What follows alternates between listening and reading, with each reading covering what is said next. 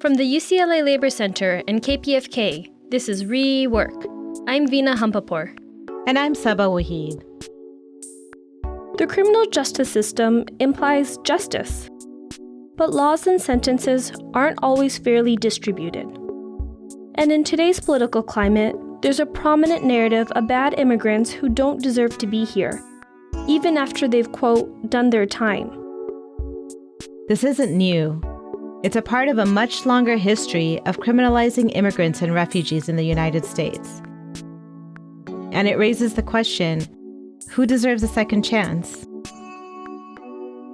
This week's Rework is the first of two parts that explores the experience of refugees from Cambodia who get caught up in the criminal justice system at a young age. We follow Billy Taing's story of fleeing the Khmer Rouge in Cambodia and resettling in America with his family, only to continue facing hardship. The earliest memory that I can piece together was just seeing broken rooftops or some type of like shack with openings where the sun was exposing, into the place where I was at. We were sent to labor camp, so I think that's how we end up in the shack. Billy's family was ethnically Chinese. His grandparents had immigrated to Cambodia during the Chinese Revolution, the Mao era. People were starving, so everybody was fleeing China. When the Khmer Rouge took over, Cambodian government, they started killing off a lot of people that they deem a threat. So if you were an educator or different ethnic and spoke different language, those people were the target. My father was unfortunately an educator, and they accused him of speaking Chinese when they barged in the house one night and beat him up in front of our family and then just dragged him away. We never saw him again after that. After his father's death, Billy and his family were sent to the labor camps. Since he was young, Billy stayed at home while his mother and brother worked. My mom usually had to go work on a rice field, and my older brother at the time was probably 5 or 6 years old. He was sent to a child labor camp. I would have to wait for my mom every night for her to come and feed me, and sometimes she wouldn't even make it at night, because she was forced to work in rice field so far away that sometimes it was so dark for her to even travel back home. When Billy was around 5 years old, Vietnam invaded Cambodia. This provided an opening for some Cambodians in the labor camps to escape. With her 2 sons, Billy's mother joined a caravan of other refugees crossing the border. It took them over a month to get to Thailand. There were ditches of bodies. I'd never processed any kind of gruesome scene at the time. My main goal was just to survive. From Thailand, the family went to the Philippines, where they waited for U.S. sponsorship. Finally, they arrived in Atlanta, Georgia.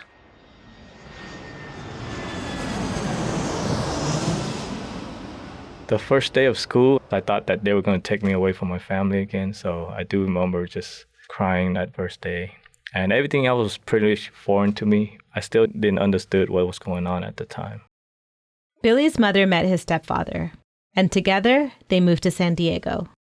In San Diego, they found a community that shared their experiences. We moved to this apartment with just a bunch of other immigrants. A lot of them was from Cambodia also. They were telling stories, about what happened. I think I was still too young to even understood the full trauma of what they're just expressing at the time. I thought that was just like normal, what happened. And yeah, I really didn't give much thought to it, but just, heard the story. And a lot of time it was like, well, my mom sharing the story of how my father died. Couldn't comprehend that. 2 years later, the family moved again, this time to Monterey Park, a neighborhood in the San Gabriel Valley in Los Angeles. I had to, start over and try to make friends. At the time when I went to the new school, didn't have a lot of Asian kids. I just remember just feeling like a sense of like loneliness again, right, in that environment. Having to start over again, was hard. As soon as Billy settled into his new life, his family decided to move back to San Diego. I didn't want to go, so I was left with this elderly woman we adopted as grandmother. I was like 6th, 7th grade.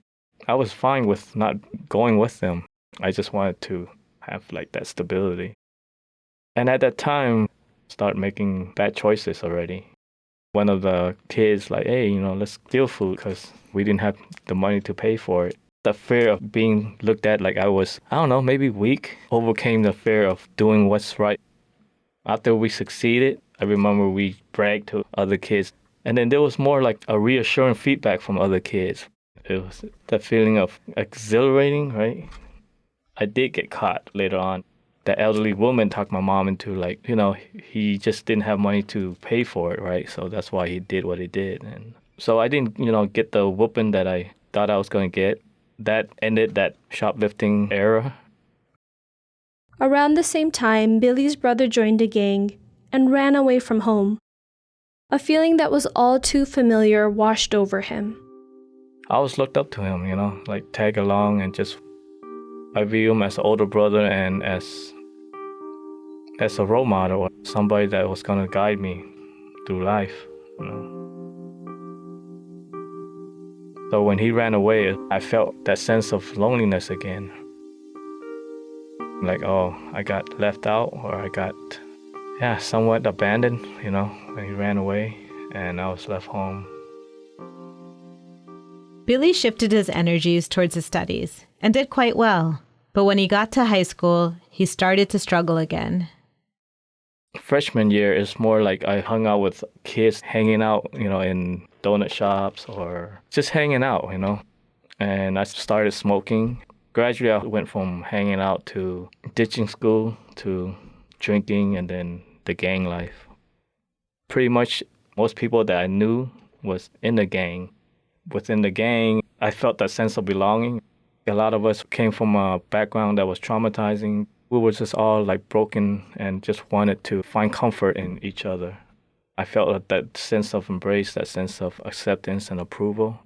Eventually, I wanted to elevate myself in that organization so that, I would get more attention, more false sense of respect, right? After high school, Billy continued to long for community and a path to being a good person. He decided to join the army. I knew that my lifestyle was bad, wasn't decent, right? So I just wanted to escape all that. But what I found in the material was like a sense of isolation and out of place. I remember in boot camp that a lot of other people was from different parts of the nation, people that I'm not accustomed to being around. And I didn't think that they understood my culture, and even sometimes they were even like making fun of me, making this like Bruce Lee sound or, automatically thinking like I know karate. I just felt just out of place. I felt very homesick. Billy left the military after his term ended. He came back home with even a greater desire to belong. Longing to belong drove me right back into the gang atmosphere. I felt that sense of wanting to prove myself even more this time, which led to the idea of by me volunteering to commit this crime that I would earn that sense of respect again. We were going to rob a tour bus that people was going to go to Las Vegas, and someone brought up the idea that these people was going to go to Vegas and throw away their money anyway, so why not just take it from them? It was planned a month ahead of time, and everything was arranged for us to board the bus as a passenger on the day that it was going to happen. On that day, right when the bus got on the freeway ramp, the guy that was going to the bus driver got up, and that was my cue to get up also to the back. I told the tour guide to translate that we were going to rob everybody in the bus, that no one was going to get hurt as long as they gave us the money.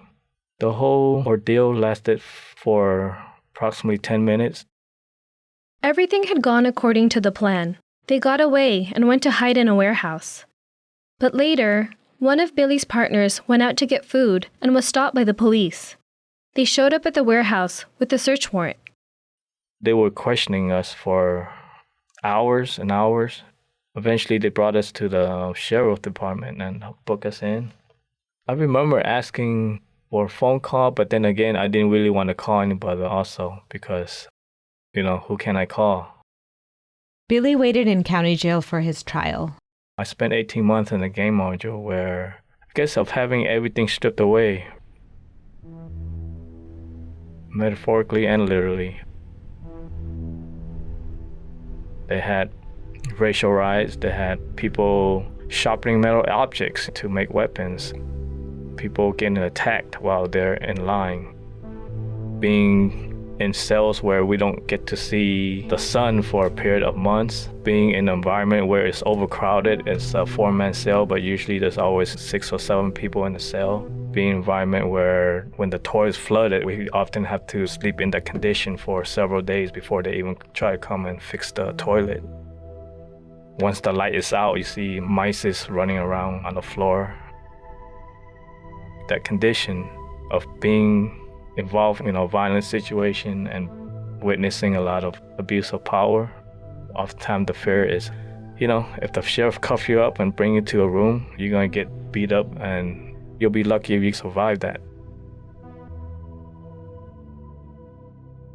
Billy received a life sentence without the possibility of parole and was sent to a maximum security prison. He believed he would never get out. We were talking about the era where Pete Wilson said there's no parole policy, and Gray Davis followed that through. So the idea was I'm pretty much done, with any kind of freedom or just being able to see another daylight again. That was hard. In the 1980s and 90s, the U.S. had pushed tough-on-crime policies that included more funding for prisons and harsher sentences, such as mandatory minimum sentences and the 3 strikes law. By 1990, California led the way, increasing its prison population faster than any other state. These policies especially impacted low-income men of color. The prison was very new at the time. I remember just being the first guy in my cell. The first time I stepped into a prison yard, I remember this big old gate closing behind me. We're closed in. We couldn't even see any freeway. There was no sign of civilization besides just concrete walls and buildings. Entering my cell was the same. When the door closed behind me, I just felt that sense of despair. I remember just questioning myself, like, how am I going to do this whole time? Back then, pretty much life means life, so there's no hope of getting out. One of the things that kept Billy going was his mother, but staying in touch with his family was difficult. Phone calls were expensive, and it was hard for his mom to get to the prison to see him. One time in the county where my mom was visiting me very late at night, it sunk in that she was willing to really disregard her own safety just to see me because, she was riding a bus by herself at night. That's when I realized, even though she often don't show that love, ultimately she loves me. In realizing that allowed me to think not just for myself this time, but of her and not wanting to create any more harm for her or any worry where it could stress her out. I feel like that's the least I can do, right?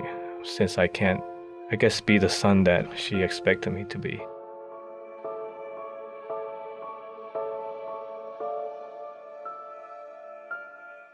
Eventually, Billy decided to go back to school.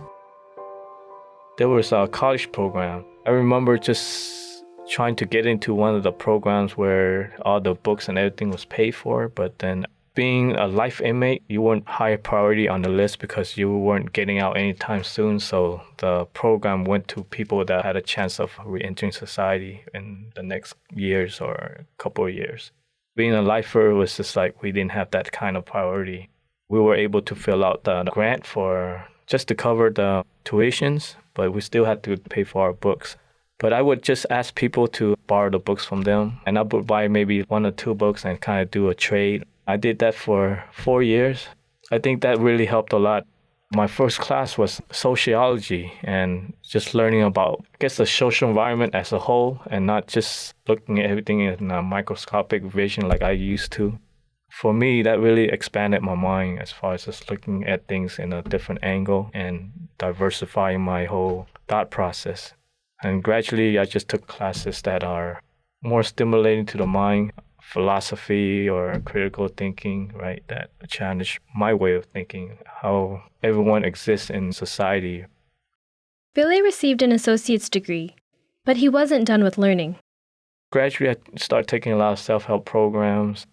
One of that first class was called Breaking Barriers. It's teaching us how to change our belief system, that we can do better. We're capable of more than just the gang environment. I kind of started thinking outside the box a little bit. Eventually, the self-help classes helped me as far as just reinventing my values. And I think one class that really stood out was the Victims Crime Impact, where, I really truly saw the ripple effects of my actions, right? At the time, my action traumatized everybody at the bus. I remember thinking back then, I took away their sense of security, their sense of enjoying any vacation that they're going to engage in the future, It's always that fear that something was going to happen to them. At that point, I realized that was more trauma, that damage was more than physical harm, that lasting effect that I have because of my action really allowed me to make that step of transformation to just I need to do better, I want to do better. And that overwhelming sense of guilt at the time.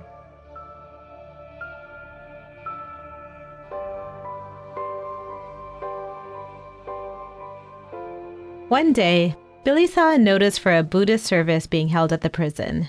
That's when I got introduced to meditation. And initially, it was like, how am I going to meditate in the middle of a dormitory that housed over 200-something people? But being there and listening to those sponsors or those volunteers, just wanted to try it out.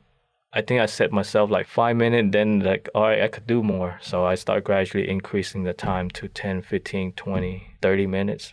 With meditations and combining with all the self-help classes that I was attending, it allowed me to be more mindful of my actions in the past, of who I am, helped me to truly understand and accept my situation in that environment.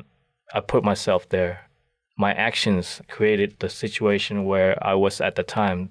Even understand that the bad choices that I made growing up was also the result of not being able to process the trauma that I experienced as a kid growing up, or even those 3 years when we were in labor camp where I was experiencing hunger, neglected, even, experienced some couple illness where I wasn't even expected to make it, right? And all those contribute to the need to wanting to be embraced, to belong, to feel loved.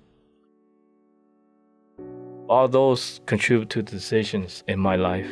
And I was able to see that and to, in a way, find some sense of forgiveness for myself also. And that allowed me to feel compassion for other people also in the environment. Whatever situation, their background, right? They experience a lot of stuff in life, trauma in life that led them to that situation.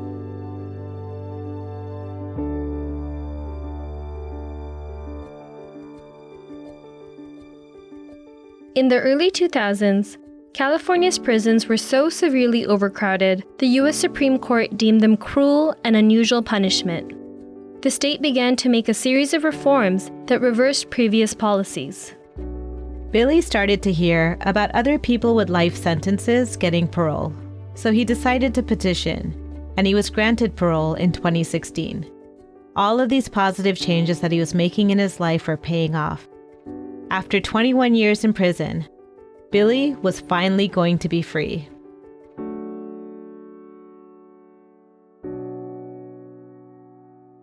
I was transferred from a tank that was supposed to process people that was paroling to the street, but instead I was cuffed again and just transferred to a van instead. Billy was transferred from prison straight into ICE detention. Even though he had a green card and had served his time, he could still be deported. The reason why is because I never became a citizen when I committed my crime. I just had legal permanent status, and according to immigration law, you had to be a citizen. I was deported 3 weeks after I entered the detention center. Going to the ICE detention, I talked to people and did a lot of research on what the process was like, and found out at the time that Cambodian wasn't accepting people. So if I just signed the paper, I'll look at maybe 4 months in the detention center. But if I fought it and still lose, then I'll stay there longer than maybe 9 months or a year. So I did choose to sign it because there was no way for me to even beat deportation because of my crime. So at the point, it was just like, you know what? If I get deported, then I'll just start a new life at a different place. And that would be like a new beginning for me. Cambodia denied Billy citizenship and wouldn't accept him. Since the U.S. was unable to deport him, they released him.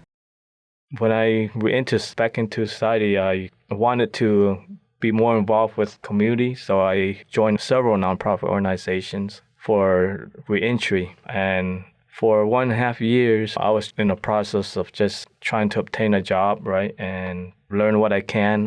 Technology was challenging for me. Getting back my driver's license was challenging. Work was also challenging because I had to wait 6 months for a work permit.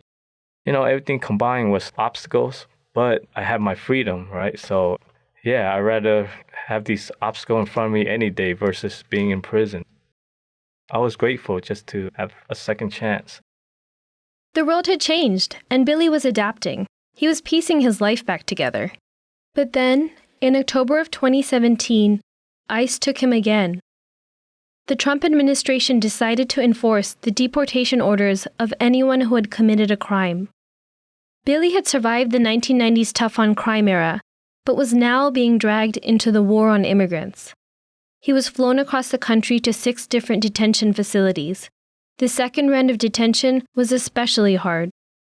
I was actually reestablishing my life again, and to have that snatched away, to have to go to a different place to start over, it was just harder to accept. Those were the feelings in there, just hopelessness. I witnessed an 83-year-old grandpa that was with us being in a processing tank for more than 25 hours. He had a bad health condition, and just for him to be there and suffer through all that, it was just heartbreaking to see. Some of these people, they were already out here working, right, contributing in tax, supporting the family. And all of a sudden, they're going to be deported to a country where they don't have any recollection or don't even know the culture. We're here, we grew up here. American lifestyle is all we know. We have family here. I witnessed a lot of guys in there that spouse just gave birth to their kids. They're struggling in there, not able to hold their kids, or the thought of just being separated from the infant children. If it wasn't for nonprofit organizations, attorneys filing injunctions to stop the deportation, which allowed me to file a writ to reopen my case. So after 6.5 months, I was able to bond out. Billy was out again, though not completely free. I was on an ankle monitor for 3 months because they said that I'm a flight risk. Even though I was free, I was still being tracked. I continued where I left off, which is get involved more, and this time it was more incorporated into being more active in the immigrant advocacy section. So I was fortunate to know people, right, and to be able to be in a space where I could learn from people that are experienced.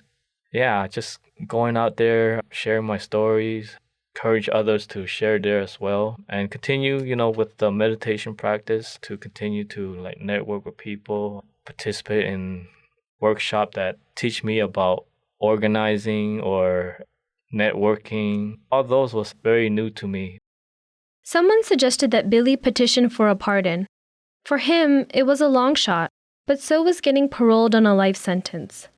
With encouragement from people around him, Billy decided to go for it. We filled the application for pardon, and fortunately, I was pardoned on Christmas Eve by Governor Brown. Yeah, I just remember it was just such a... Yeah, I was very happy, right? But I was like, not really believing that it's actually even happening. I'm very fortunate, to still be here and to continue to share my story and to continue to encourage others also to share their story. I think when people learn about our story from different standpoint, right, or different lifestyles, that people will humanize us, right, and see us not just somebody who made mistakes in life, but somebody who deserve a chance to be a part of this society, this community, and deserve a chance to be with the family, to have a happy life.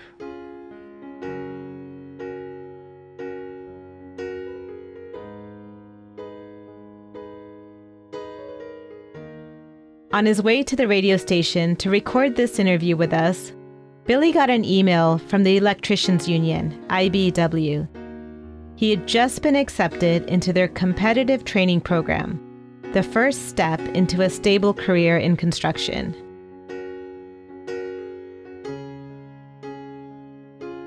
Billy had been searching for community his whole life. Now he sees it all around him and within himself.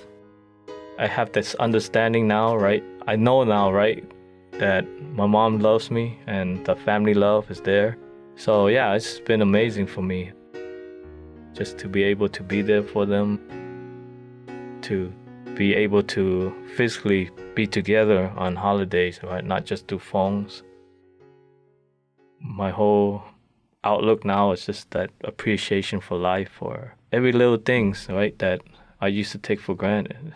Yeah, so just being able to be here with my family, care for my mother when she grows old, and to, experience, be a part of my nephew and niece's life as they grow up, right? That's priceless. I mean, I can't even describe it with words. Now I realize that, it's okay to be alone sometimes, right? That loneliness is not a bad thing. And yeah, a lot of times, I don't feel that loneliness, right? I know that I could go to community or my family's there. Sometimes I want to be alone, right? And that's okay too. It's okay to have that feeling of to want to be alone.